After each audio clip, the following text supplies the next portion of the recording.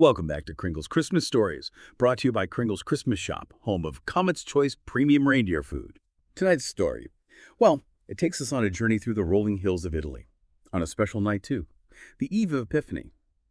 And get ready to meet Befana. She's not your typical witch. Befana is a kind soul, known for her sharp tongue, warm heart, and irresistible sweets. So picture this, okay? A cozy cottage nestled among the vineyards, smokes curling from the chimney. And the aroma of baking sweets, it just fills the air. That's where you'd find Befana, a woman with a twinkle in her eye and a mischievous grin, her patched cloak, as colorful as the candies she makes. Now, Befana might have been a witch, but she wasn't the kind who scared children. No, no. In fact, she was quite fond of them, especially, the ones who appreciated her delicious treats. Befana lived a simple life, keeping to herself for most of the year. But on the eve of Epiphany, well, something magical happened. Befana would hop on her trusty broomstick, her satchel overflowing with gifts, and take to the skies. She delivered treats to all the good children and left behind these shimmering lumps of coal for the not-so-good ones. But even her coal was special. Each piece was wrapped in colorful paper and tied with a ribbon, because Befana believed everyone deserved a little something special. One year, as Christmas neared, Befana felt a change in the air. There was this buzz of excitement, a sense of something extraordinary about to happen. Venturing into the village square, she was met with whispers and hushed conversations. "Have you heard?" a woman whispered to her friend. "The three kings are on their way, following a brilliant star to find the Christ child." "The Christ child?" another villager chimed in. "They say he's going to bring light to the world." Now, Befana usually brushed off such talk, but this time, something stirred within her. The idea of a child so special, so full of promise. It intrigued her. That night, as she gazed at the starlit sky, she spotted a star shining brighter than all the others. It seemed to beckon her, calling her to join in this extraordinary event. Suddenly, an idea sparked in Befana's mind. "If this child is so special," she thought, "I should bring him a gift too." She spent the next day baking and preparing, filling her satchel with her most delicious creations. There were honey-drenched cookies shaped like stars, candied nuts sparkling like jewels, and jars of her finest marmalade, each one tied with a festive ribbon. As the sun began to set, casting long shadows across the hills, Befana climbed onto her broomstick, her heart filled with a newfound sense of purpose. With a kick of her warm boots, she soared into the twilight sky. The bright star, it guided her way. The journey, though, it was longer and more challenging than Befana had anticipated. The wind howled through the valleys, and her broomstick groaned under the weight of her gifts. Just as she reached the edge of a dense forest, a sudden gust of wind knocked her off course, sending her tumbling into a clearing. "Of all nights for my broom to act up," she grumbled, dusting herself off, checking for damage. But before she could even begin to repair it, a soft jingling sound caught her attention. From the shadows emerged a procession of deer, their hooves barely making a sound on the soft earth, and at their center stood a magnificent white stag, its antlers adorned with glittering frost. Befana gasped in surprise as the stag spoke, its voice deep and resonant. "You seek the Christ child," the stag stated, its eyes glowing with an otherworldly light. Befana, still a bit startled, managed to nod. Yes, I do. The path is long and full of challenges," the stag warned. "Follow the singing river until you reach the whispering olive trees. They will guide you." And with a flick of its tail, the stag and its entourage vanished, back into the forest, leaving Befana with a sense of wonder and trepidation. Shaking her head in amazement, Befana muttered to herself, "Singing rivers and whispering trees, this is going to be an interesting night." She quickly repaired her broom, and trusting the stag's guidance, set off once more, determined to find the Christ child. As she followed the winding river, Befana began to hear a faint melody carried on the breeze. It grew louder as she drew closer, until it filled the air with a haunting yet beautiful song that seemed to rise from the water itself. The sound captivated her, pulling her forward, until she reached a grove of ancient olive trees, their gnarled branches reaching toward the starlit sky. As the wind rustled through their silver-green leaves, Befana heard a chorus of whispers. "Befana," the trees whispered, their voices soft and soothing. "Follow the light. The way is near." Though she still found it a bit strange to be taking directions from trees, Befana felt a sense of peace wash over her. She knew she was on the right path. Leaving the grove behind, she flew out onto an open plain, the star shining brightly overhead. But as she journeyed onward, a dense fog began to descend, obscuring the stars, enveloping her in an eerie silence. Befana shivered, feeling a sudden chill despite the warmth of her woolen cloak. The fog was so thick she could barely see a few feet ahead, and the silence was broken only by the beating of her own heart. Then a shadow darted across her path, followed by a chilling laugh that echoed through the mist. Befana's heart pounded in her chest, her grip tightening on her broomstick. "Who's there?" she called out, her voice trembling slightly, despite her attempt to sound brave. Slowly, a figure emerged from the fog, cloaked in black, their face hidden beneath a deep hood. "A traveler far from home," the figure hissed, their voice raspy and menacing. What makes you think a simple witch like you has anything worthy to offer the Christ child? Kings bear gifts of gold and frankincense. What do you have? Befana stood her ground, her chin held high. My gift comes from the heart, she declared, her voice firm and resolute, and that is more valuable than any treasure. The figure let out a mocking laugh that sent shivers down Befana's spine. We shall see, the figure whispered, before dissolving back into the fog, leaving Befana alone in the eerie silence. Befana took a deep breath, trying to steady her nerves. The encounter had shaken her, but she refused to be deterred. She had come too far to turn back now. She would find the Christ child and offer her gift, no matter what obstacle stood in her way. As she pressed onward, the fog began to lift, revealing the first light of dawn breaking over the horizon. And there, shining brightly in the morning sky, was the star, guiding her towards her destination. With renewed determination, Befana flew towards the light, her heart filled with anticipation. As she drew closer, she saw a warm golden glow emanating from a clearing ahead. It was a campfire, surrounded by richly adorned camels and their regal riders. Her heart skipped a beat. These must be the three kings. They were gathered round the fire, their faces illuminated by the flickering flames. Befana hesitated for a moment, unsure of how she would be received.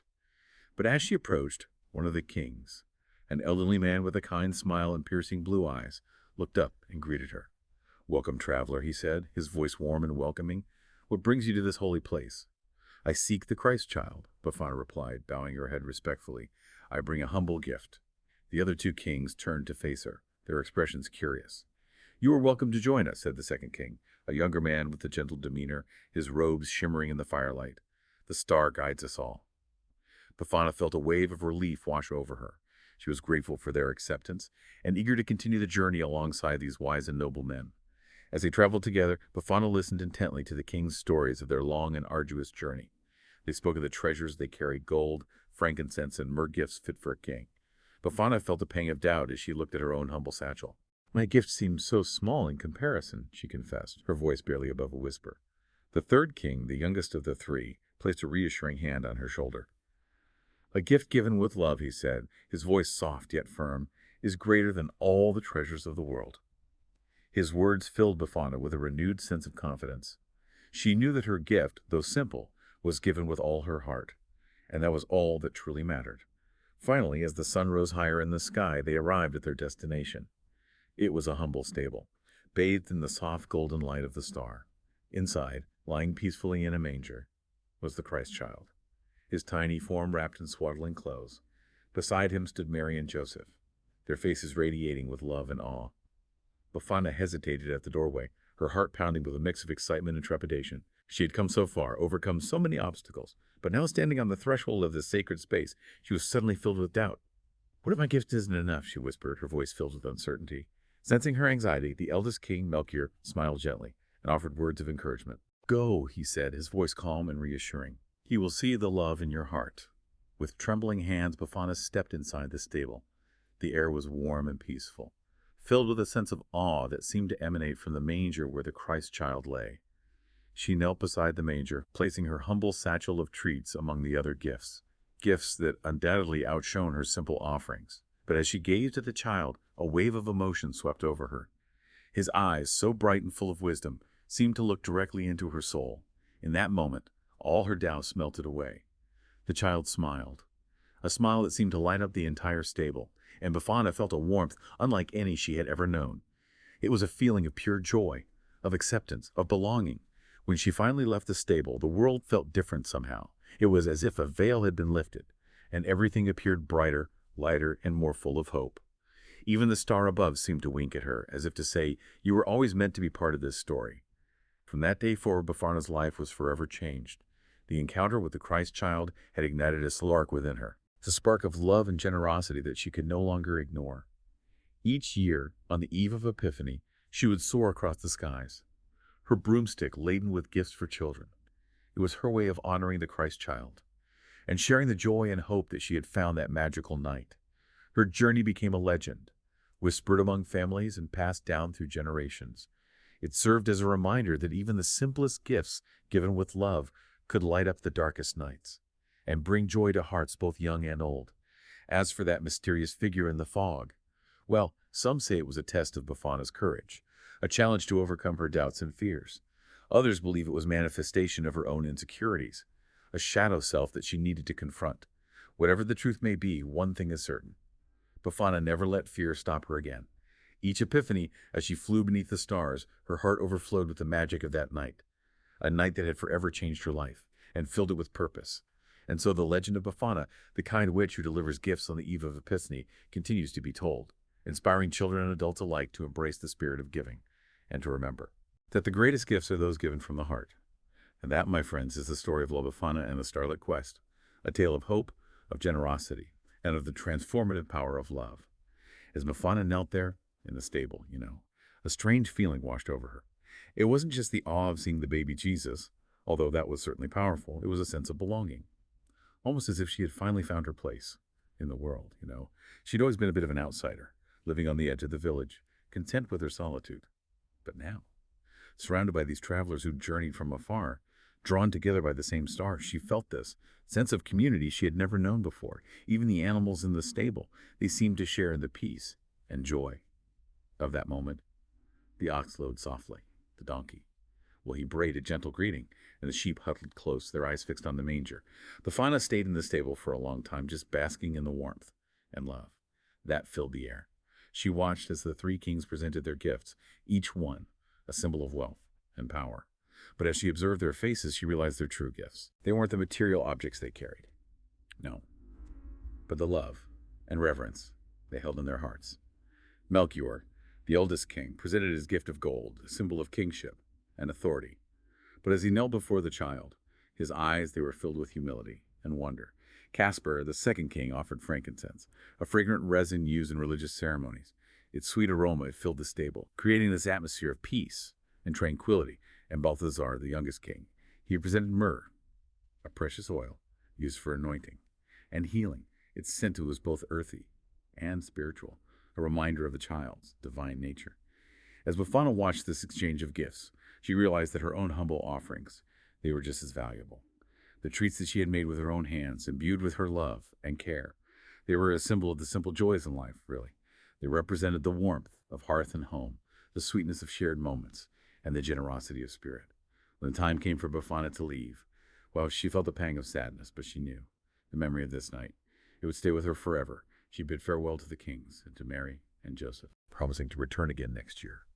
As she mounted her broomstick and soared into the morning sky, she felt lighter than she had ever felt before. Her heart was full of joy, and her spirit soared with the eagles. The star that had guided her on her journey seemed to wink at her one last time, as if to say, "Well done, Befana."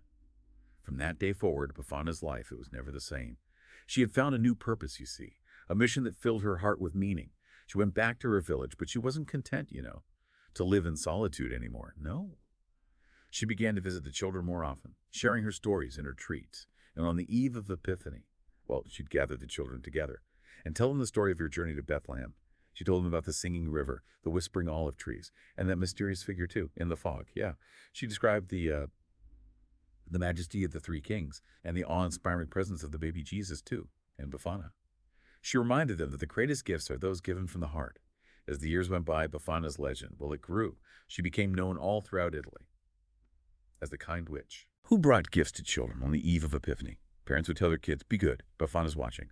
And the children, they would leave other shoes or their stockings, hoping to receive a treat from the beloved Befana. But Befana's story, it's more than just a charming tale, don't you think? It's a reminder that we all have something special to offer, our gifts. They may not be grand or expensive, but if they're given with love and sincerity, they'll always be treasured. Befana's journey, it teaches us to embrace the spirit of giving. It encourages us to look beyond material possessions, to focus on the true meaning of the holiday season. It's a story of hope, of generosity, and the transformative power of love. And so, the legend of Befana, the kind witch who delivers gifts on the eve of Epiphany, it continues to be told. It inspires children and adults alike to embrace the spirit of giving and to remember that the greatest gifts, well, those are the ones given from the heart. And that, my friends, is the story of La Befana and the Starlit Quest, a tale that reminds us that even in the darkest of nights, the light of hope and love, well, it will always shine through.